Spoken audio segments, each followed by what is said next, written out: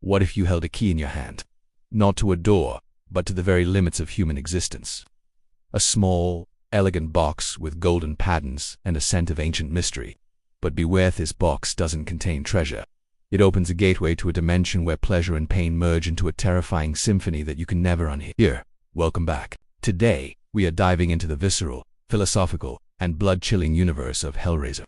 This isn't just a horror movie, it's an exploration of the dark corners of the human soul. If you're ready to go beyond the veil, hit that like button and subscribe, but remember ... Once the box is open, there is no turning back. What drives a person to seek the ultimate peak of sensation, even if it costs them their humanity? Hellraiser changed horror forever by introducing us to Pinhead, a figure who isn't a typical slasher, but a theologian of sin. Today, we're breaking down the story of Frank Cotton, the bloody ritual of his return, and the terrifying entities known as the Cenobites. Stick around until the end, because we'll reveal the one rule of the puzzle box that most people get wrong. It all begins with the lament configuration. To the untrained eye, it's a beautiful antique, but in reality it is a geometric map to sorrow. Created by a toy maker with a dark purpose, the box doesn't respond to logic, it responds to desire. Solving the box isn't a mistake, it's an invitation. When the patterns align and the bell tolls, the world you know begins to peel away. You haven't just solved a puzzle, you've signed a contract. When the walls breathe and chains rattle from the shadows, they appear. The Cenobites. They aren't demons in the traditional sense.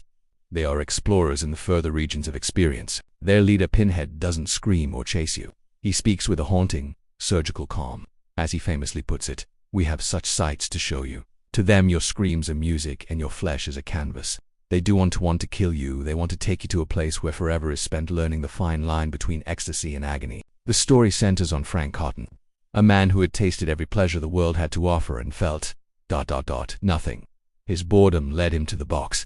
He expected a paradise of the senses. Instead, the Cenobites tore his soul apart. But Frank is clever. He discovered that the boundary between our world and theirs is thin enough for a drop of blood to bridge the gap. When Frank's brother, Larry, moves into the house and accidentally spills blood on the floorboards, Frank begins to grow back.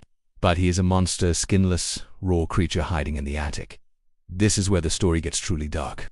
Frank convinces his former lover, Julia, to help him. Driven by a twisted obsession, Julia begins luring men to the house, murdering them so Frank can drink their life force and rebuild his body. It shows us that the real monsters aren't always the ones with pins in their heads. Sometimes they are the people we claim to love. Enter Kirsty, Larry's daughter. She finds the box and accidentally summons the Cenobites, but unlike Frank, she doesn't want their pleasures. Facing an eternity of torture, she makes a desperate bargain.